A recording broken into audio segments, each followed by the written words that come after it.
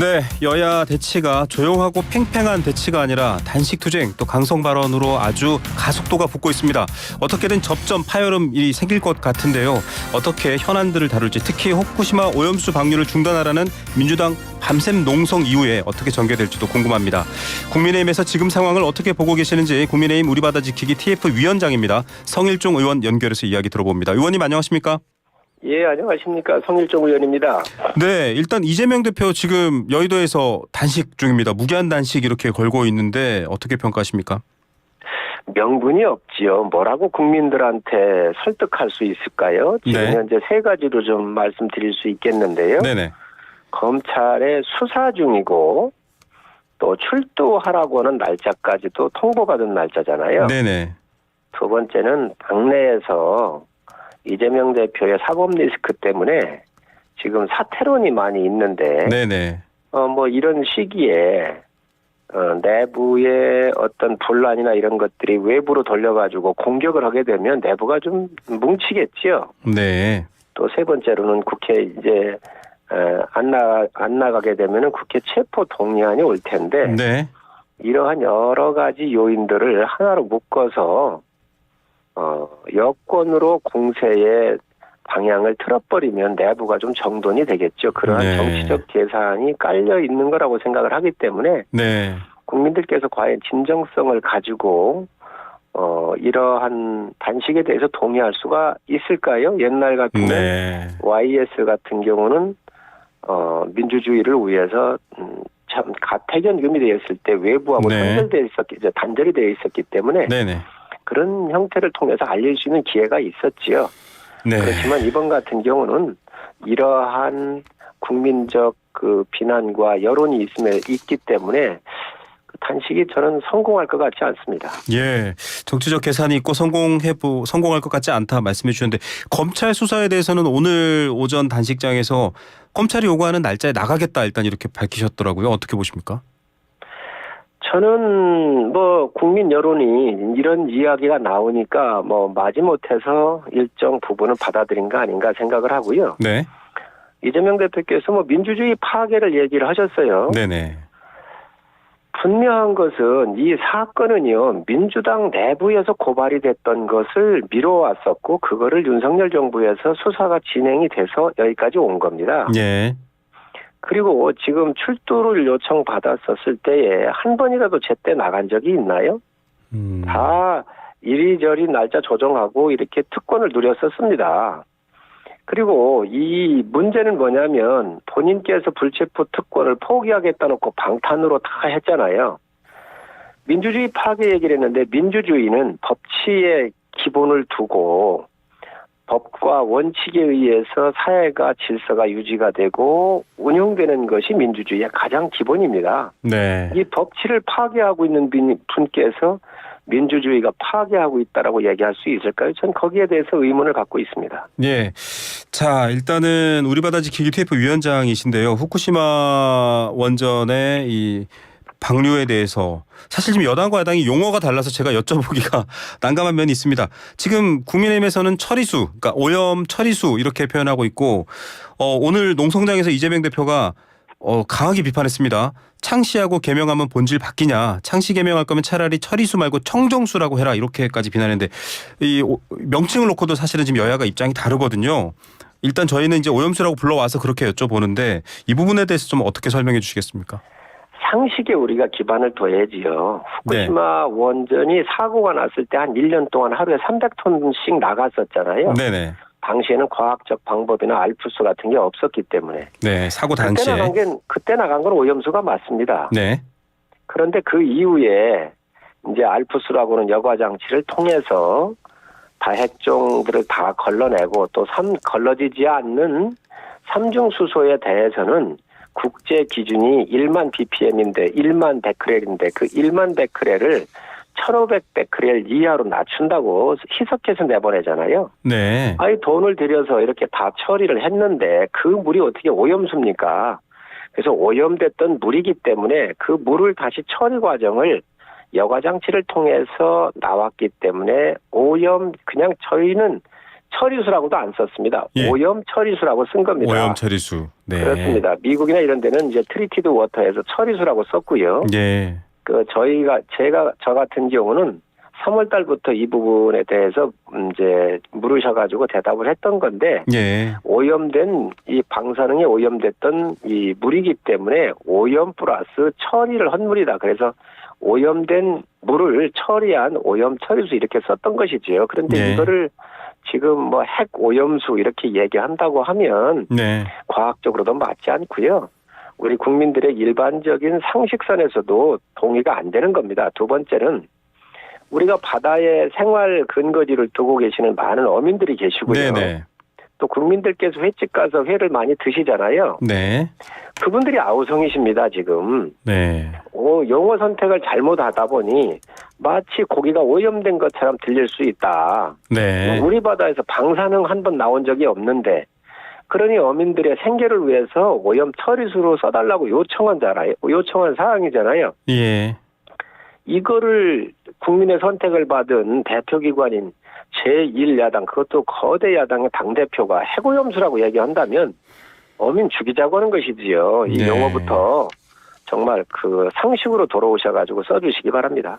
예, 이 입장에 대해서는 뭐 국민의힘에서는 일단 변동이 없다라고 하는데 뭐 국제해양재판소 제소나 런던에 보면 이제 과거 런던 협약 같은 그러니까 해양 투기물에 대한 부분들 여러 가지 좀 국제법이나 관계에 의한 문제 제기를 제대로 해달라 이런 요구가 있습니다. 이 부분은 받아들이실 수 있나요? 해양재판소 가는 거 다 문재인 정부에서 검토했던 거 아닙니까? 네. 가도 패소할 확률 높고 실효성이 없다 그래가지고 그때 못했던 거예요. 네, 실익이 없다 이렇게 결론이 그렇습니다. 났었죠. 그럼 해양재판소 간다 하면 어떤 국제법을 어겼는지, 네. 어떤 국제법을 어긴 게 있나요? 국제법을 어겼는지. 두 번째, 국제 기준치보다 무엇가 어떠한 핵종이 몇 배가 더 나왔는지에 대한 과학적 근거를 갖고 가야 이게 이길 거 아니겠습니까? 네. 문재인 정부에서 원자력 안전위원회에다가 TF팀을 만들었었잖아요. 네.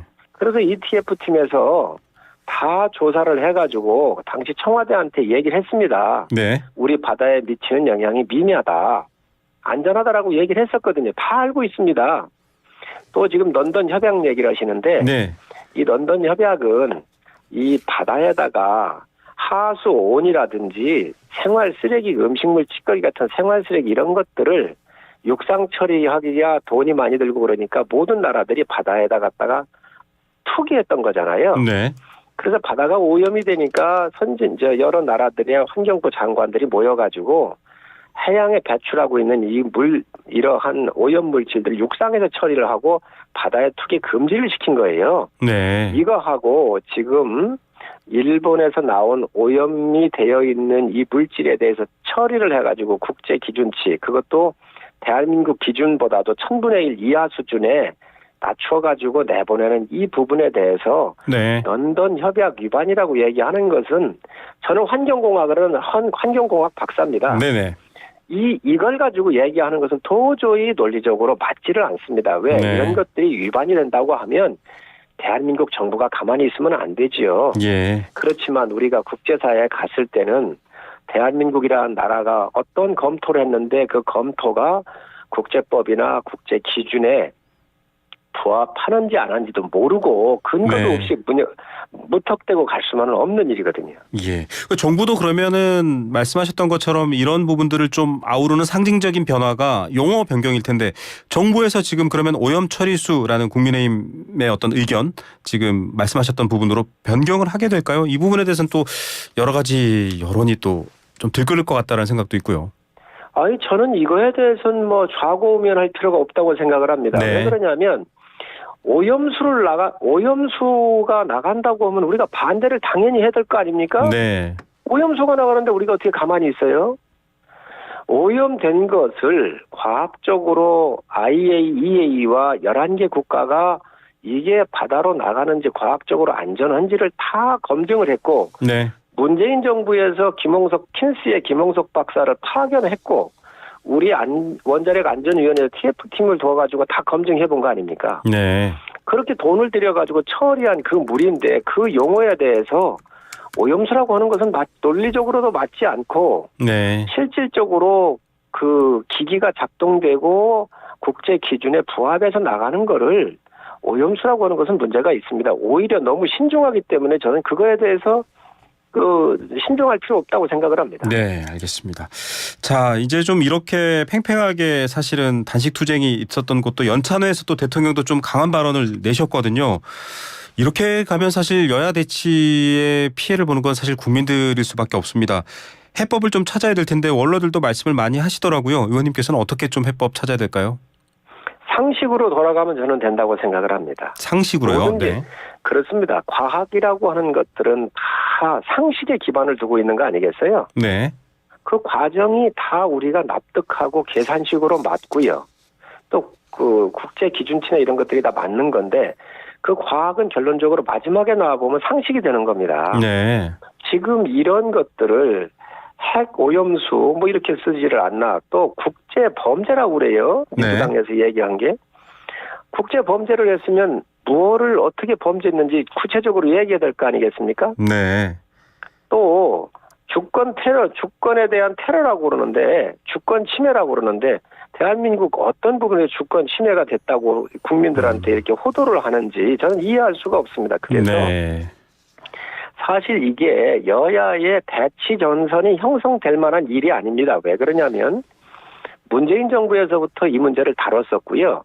강경화 장관 또 정의용 장관이 나와서 문재인 정부의 기본 방침을 당시에 국회에서 다 발표했던 거예요. 과학적으로 가야 되고. 그때는 국민의힘에서 좀 반대를 또 하시기도 했죠.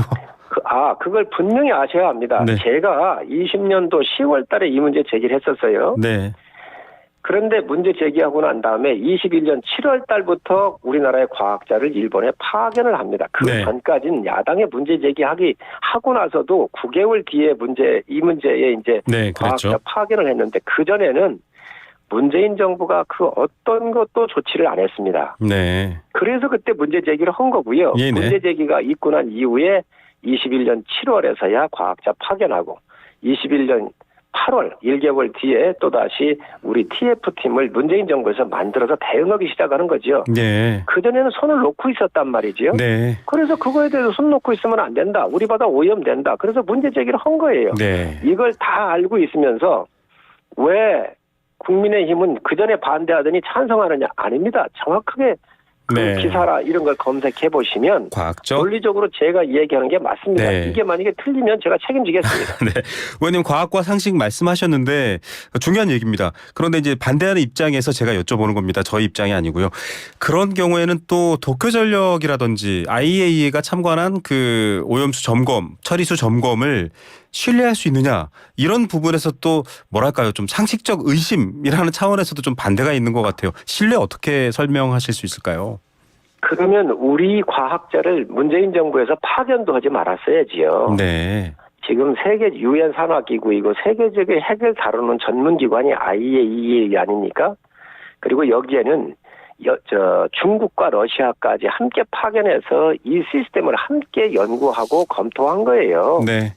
그리고 과학적 정당성을 부여한 거라고 봐야지요. 네네. 왜? 국제 기준치 안에 다 들어왔고 안전도가 확보가 됐으니까. 이거를 만약에 부정해버리면 그럼 다른 방법이 또 있나요? 지구상에?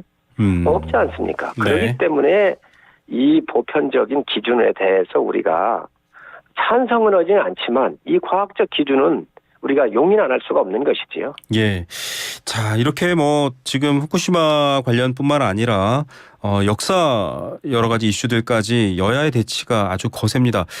앞으로 또 지금 이제 정기국회 시작되고 계속 뭐 저희 예산안 처리까지 가야 될 길도 많습니다. 의원님, 여야가 소통하지 않으면 지금 좀 어려운 상황이 많아질 것 같은데 해법 하나 제안해 주시죠. 아까도 말씀을 드렸는데요. 뭐 우리 이재명 대표께서 이렇게 뭐 민주주의가 파괴됐다 그러는데 그것도 구체적으로 얘기를 하시기 바랍니다. 네. 정말 대통령 장모가 구속이 되고요. 대한민국 현직 대통령 탄핵되는 나라가 대한민국입니다. 민주주의 파괴라고 하는 거 절대로 이제 법치 파괴하는 게 민주주의 파괴잖아요. 네. 또 후쿠시마 핵오염수가 뭐 방류된다고 얘기를 하는데 민주당이 이게 과학적으로 문제 없다는 것을 누구보다도 잘 압니다. 네. 그렇기 때문에 상식으로 돌아오라는 얘기고요. 예. 정말 민주당이 민생 떠들어왔으니 그 민생이 어디 있는지 지금 어민 죽이게 하지 말고 네.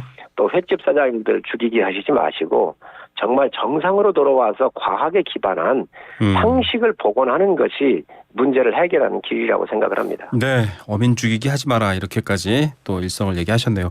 뭐 농성장의 대표를 또 국민의힘 의원들이나 지도부에서 좀 찾아가거나 대화에 손을 먼저 내미실 계획 같은 건 혹시 논의되지 않나요? 어떻습니까? 사실 국회는 좁은 공간이기 때문에 저희가 오고 가고 하면서 네네. 아이고 고생하신다는 이야기는 늘상 합니다. 어느 네네. 분이 여가하든 야가하든 저희가 농성할 때 야당 의원님들도 지나가시면서 또 그런 얘기를 하셨었고요. 네. 그렇기 때문에 그런 인사는 늘 있는 것이고 뭐 본질은 이게 사적 문제를 이 부분은 이재명 대표께서 성남시장 할 때 개인적 일로 저질렀었던 범죄들입니다. 네. 이것을 당의 대표가 돼서 방탄의 조끼를 입고 당을 끌어들였기 때문에 문제가 되는 거 아니겠어요? 그래서 이러한 문제를 민주당 내에서도 정확하게 보시고 정말 분리해서 대응을 할 때에 저는 네. 전국에 풀릴 수 있는 해법이 있다고 생각을 합니다. 민주당에서 먼저 열쇠를 쥐고 있다 이런 표현으로 저희가 이해를 하겠습니다. 오늘 말씀 여기까지 듣겠습니다. 감사합니다. 네, 고맙습니다. 네, 국민의힘 성 의원이었습니다.